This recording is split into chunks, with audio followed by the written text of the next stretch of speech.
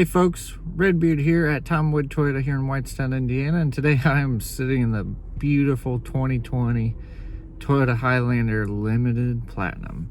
And today I'm going to go over the drive modes on this vehicle. If you like this video, show your support, give us a big thumbs up, hit that subscribe button, and hit your bell notification so you know when the latest content's coming out. If you got any questions, leave those in the comment box below, and if you need to contact me directly, my number's down there as well. And now, let's get into it. Alright, so this three-way toggle here has the sport, normal, and economy mode.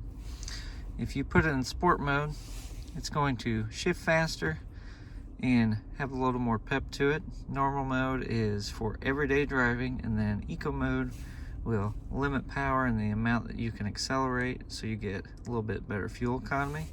And then down here you can adjust based on the surface you're driving on currently. So obviously mud and sand for really muddy or sandy roads, rock and dirt is for bumpier roads, and then normal would be for normal everyday highway driving.